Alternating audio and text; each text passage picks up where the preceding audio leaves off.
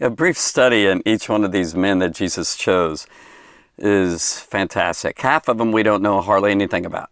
It's lost in antiquity, in history. But God knows everything about these guys, and Jesus Christ chose them.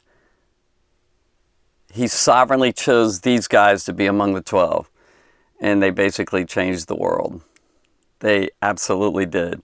But this particular group, it's so cool to see that Jesus takes these men, obscure, not very popular.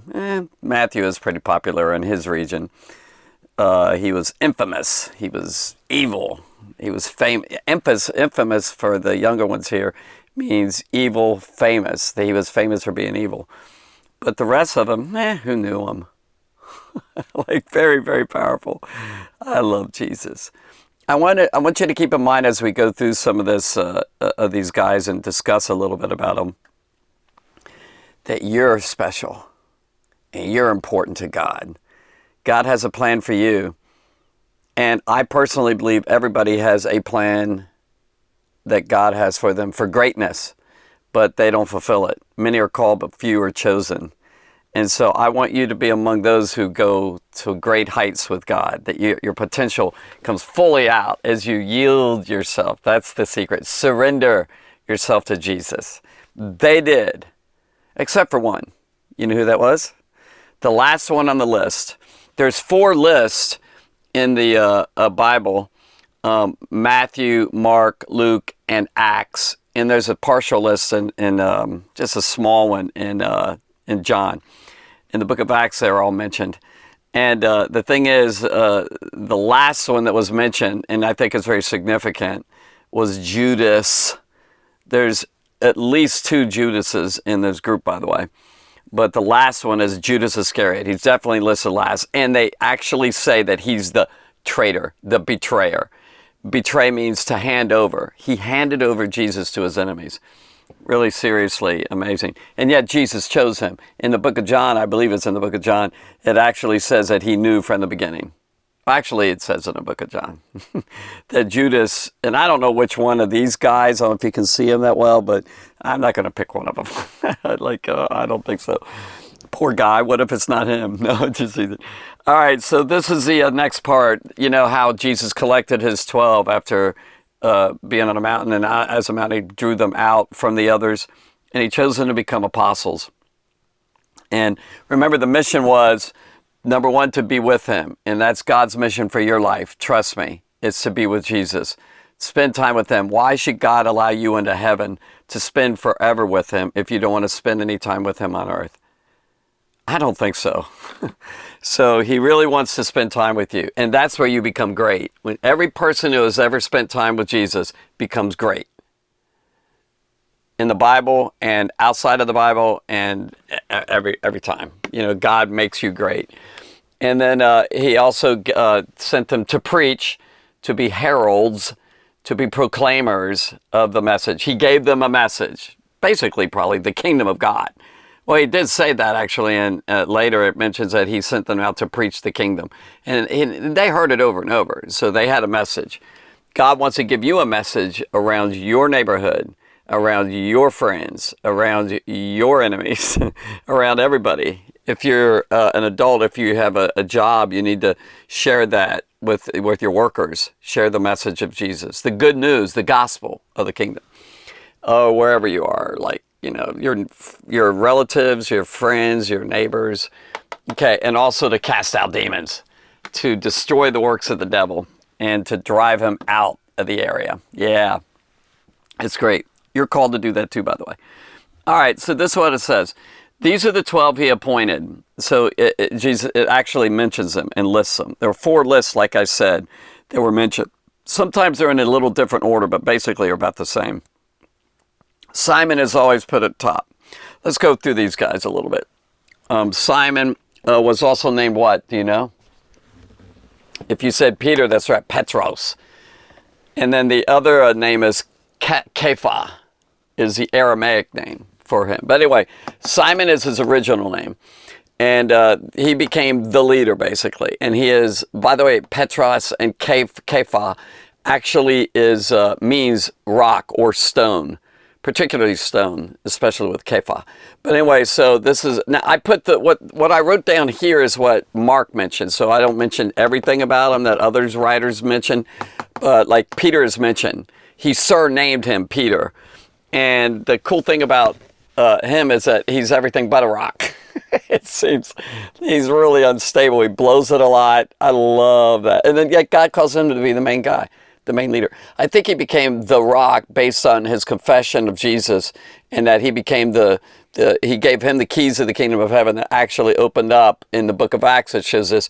He preached in the day of Pentecost. He preached the gospel to the Jews. He opened up the kingdom of heaven to them. 3,000 people got saved. And this is a guy that, like him, like a fisherman and everything. That was really cool. And he also opened it up for the Gentiles as well in Acts chapter 10. So he opened the key. He had the keys of the kingdom to open it up for them. Anyway, he became a leader among these guys. He's not an eternal leader, but he really is a great man. Became a great man because he spent time with Jesus. James was mentioned in John. James seemed to be a leader. The Bible calls him a pillar of the Church of God. He's definitely a very important guy. He was a fisherman partner, by the way, with Simon and Andrew. These first four that are mentioned are fishermen. If you're going to change the world, would you just get good, hard laborers and workers and not particularly special, and like they weren't theologian like experts in God and all that? I mean, they're just ordinary guys. You know, I love it. All right, so James, the son of Zebedee. John is the brother of James, and he's mentioned.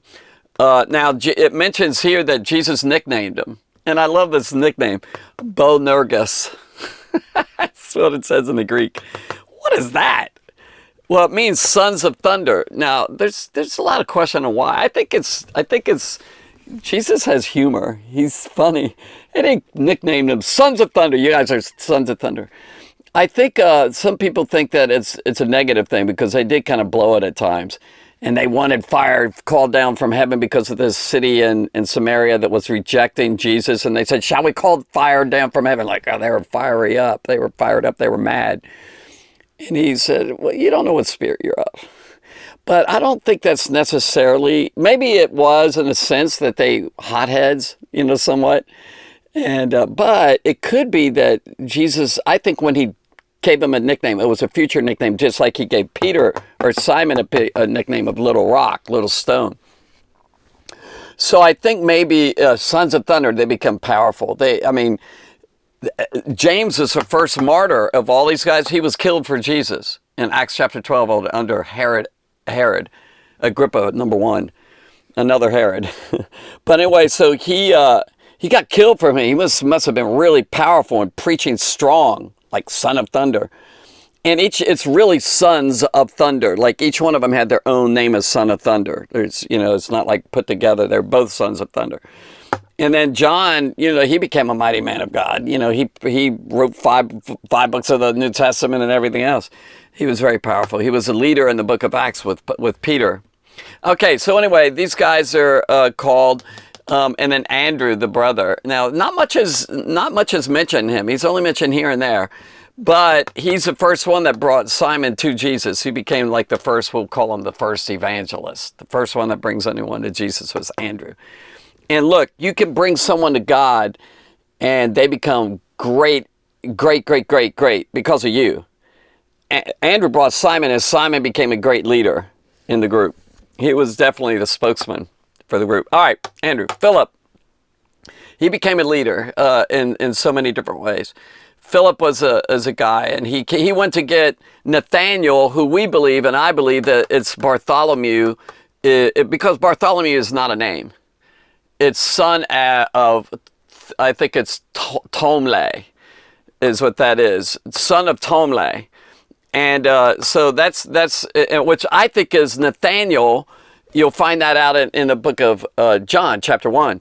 His friend, he went right to him, brought him, and boy, the reason I think he is because John mentioned him among the apostles.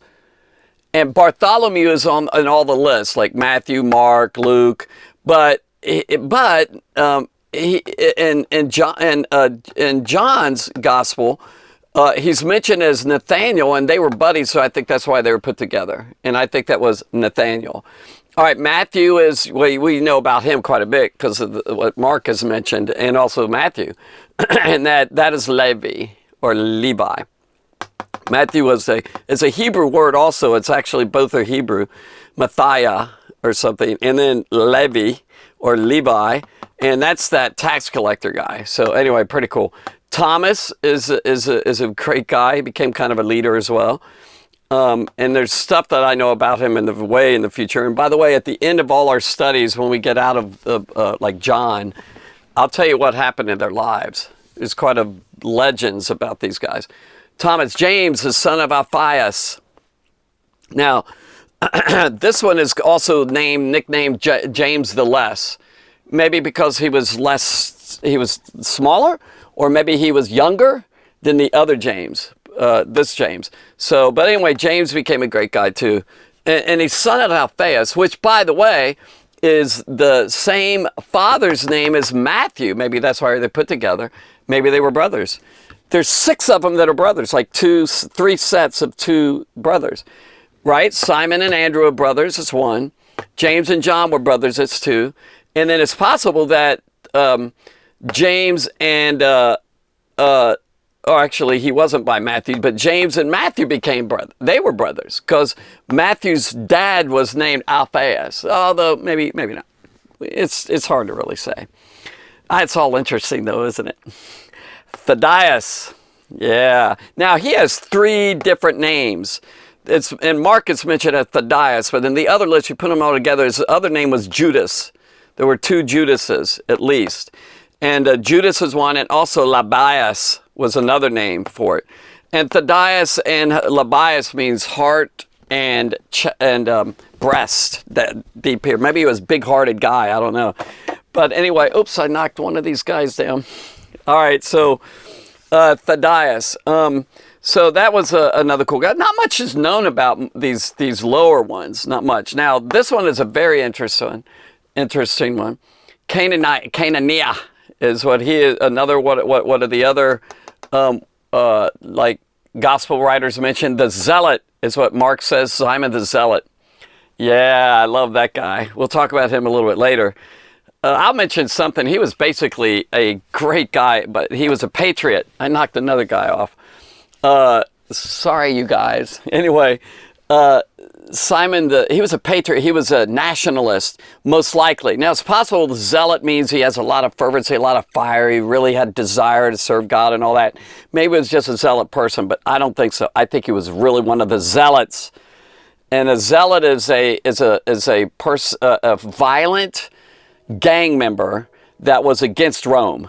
They hated Romans. As a matter of fact, that's what one of the main reasons why there was a major war in 70 AD, and it was led by a lot of the zealots. They really fought, and they were violent, and they killed Roman soldiers. They did not want Roman occupation over their land. But anyway, so Simon is a great guy. Now, I think what Jesus did is he chose him, and he took all that passion and that fire and that maybe hatred, and because of the love of Jesus working in his life, it actually changed him into a zealot for God, but not violence, not with a dagger and swords and all that. He put down the sword, and he became a really great guy in God, obviously. All right, so, and then the last one is Judas Iscariot. Iscariot, by the way, it's not definite on what that word really means, but most scholars believe that it's a city, Cariot, which is in southern Judah, or like in the tribe of Judah. It's mentioned in the Bible elsewhere. Or it's also even lower into Idumea, which maybe he wasn't a Jew. Maybe he was half Jew like Herod, but I don't know. It probably was a Jewish person, but it's not definite. And one writer wrote that the city is 20 miles east of Dead Sea. That's pretty down there. He's the only guy, it seems like, that did not come from Galilee, the upper region. He definitely seems like he came from either Judah or Judea or that, Idumea, probably Judea. All right, now let's talk a little bit deeper. Why these 12? Why these guys? Like, what? Like I said, who? What? Like, who? What? You've got to be kidding. Why would God choose these guys? Well, I'll give you some suggestions here. And there's probably a lot more, but these are some. Diverse, definitely a diverse group. Definitely different from each other. You had a couple that were sort of rich, probably. Matthew was probably very, very rich. He was wealthy. The brothers of, let's see, James and John, they had hired servants there. So maybe they were kind of wealthy, not necessarily, but they definitely had a good business going. Maybe they had some money and all. I don't know about the others. It's kind of hard to say. But to me, it was kind of a like lower class. The fishermen weren't really wealthy, guys. They hit and missed a lot. Remember the time, if you know the story, where Peter toiled all night, didn't catch any fish at all. Like it was a rough job, or a good hands-on, roll up your sleeves, hard worker, tough guy. Sailor out there on that sea, and hit a lot of turbulence and a lot of storms. He was a fisherman. I love it. Jesus chose a diverse group. Matthew could have been pretty educated. We don't know. He had to keep the books, I guess, so he probably wrote a lot. He wrote the book of Matthew. And so he was definitely a diverse group. And then you have a zealot, a gang member. I mean, would you choose a gang member, a thug, on your group? That's kind of what maybe happened here. They were opposites in so many ways. I kind of described some of them right there. Really totally different. Pretty amazing. They were all Jewish, and maybe Judas wasn't, but most likely he was a Jew. That was something. Why these 12? He definitely wanted Jewish men. Because he went first to the lost sheep of house of Israel, his own people. God's people chosen in the Old Testament from Abraham, Isaac, and Jacob. So yeah, they were Jewish, and they were the authors of the Bible. Almost all of them were Jewish. Luke wasn't. He wrote Luke. It doesn't seem like he was. But anyway, let's go on. So they were not the religious leaders. So why did he choose these guys? Why these particular 12? He made sure that he didn't choose any religious leaders. He's going to take pliable, teachable men who didn't seem to be theologian experts, like Bible experts and all. Maybe, it doesn't seem like. And yet he took them and made them great leaders of the world, of the Christian religion. And they're going to literally sit on thrones and rule in heaven. These guys, I love it. Definitely not the religious leaders of the day, because most of them were messed up. Not all of them. Some, but maybe were highly. They maybe all highly educated. Not highly educated. Most of them weren't. Maybe Matthew was a little bit. It doesn't seem like any of them were. Now, it's good to get an education. It's very important if you have the opportunity. But in that day, they didn't have that much opportunity. Most of them were probably peasants. Most people were lower class, working. They didn't have a lot of wealth. They, had to get by. And they weren't very educated. The Bible literally says among the fishermen when they were in front of the Sanhedrin that they realized they were ignorant and unlearned men. They weren't letters men. Like they didn't have high education, so very cool. I love that Jesus chose them. Gives us hope, doesn't it? Gives it hope. Now, if you have the opportunity to do college and do higher education, do it. And they would say, yeah, go ahead and do it. As long as it's decent, there's some, colleges out there. You got to pick good ones. Christian would be ideal. But anyway, but definitely, you'd be used by God and be poor. You can be used by God and not be that exciting in the world's eyes, but you're exciting to God, and God can make you great. Okay, so not especially wealthy, except Matthew. I would think Matthew was pretty wealthy there, and he probably gave a lot of his money away, but he didn't stay wealthy. I'll say that, unless he had a lot of, savings or something. Because he ran around with these guys and God took care of him, but he gave up his money. It was a big cost for him. It's costly, but it was worth it. But they weren't especially wealthy, it doesn't seem. Maybe the sons of Zebedee. All right, also, they didn't have special social position. It's not like they were community leaders, it doesn't seem. They're just among the crowds. I love that. Jesus chose among the crowds. He knew that these guys were the ones that God called him to do, and nobody else did. See, that's what God does. He sees past what your limitations are or what other people may think of you, and he sees greatness. So particularly, they were kind of courageous in some ways, for sure, because they were being rejected and Jesus was being rejected, and they stuck with it. They didn't leave. Even Judas didn't leave. But yet some courageous. They had some courage because of that. But remember, they fled Jesus in the Garden of Gethsemane, and Peter denied him 3 times.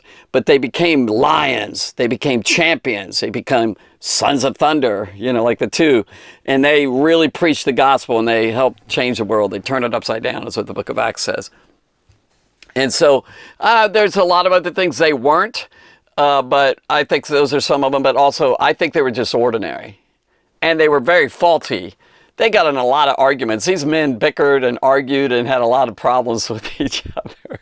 Especially, what was it like for the Zealot, the tax collector, opposite the Zealot and the tax collector, publican, totally opposite fields. So to end, I'd like to kind of give you a picture of this. Jesus drew from all areas, different types of people. I'd love to know more about the other 6. We know more, some about at least 4 of them, 5 of them we know pretty much 5. Let's see, we know Peter, James, John, Andrew. Those pretty much, we have a pretty good handle on some about those 4. Did I say them all? Peter and Andrew, James and John. Yeah, those are the 4. And then you have Simon the Zealot, Matthew.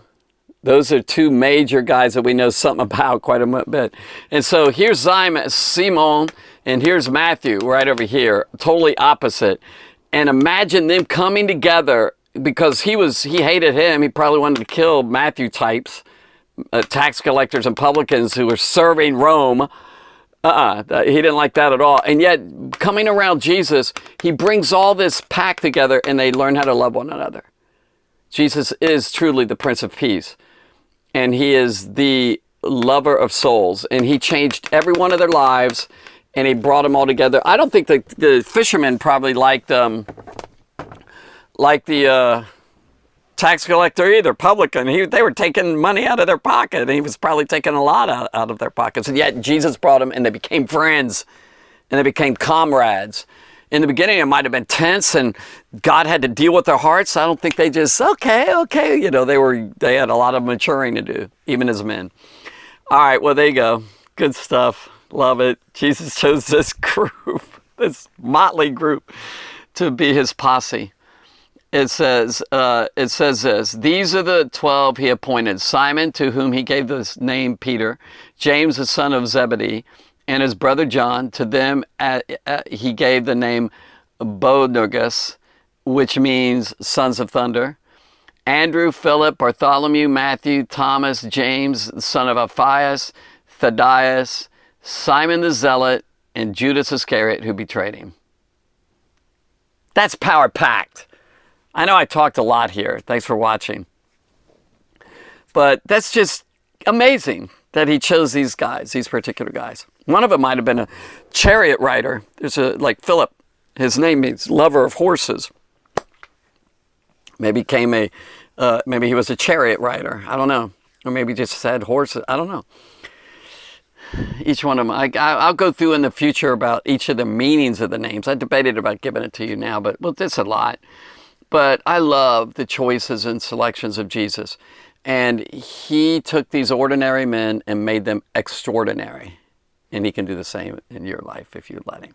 God bless you.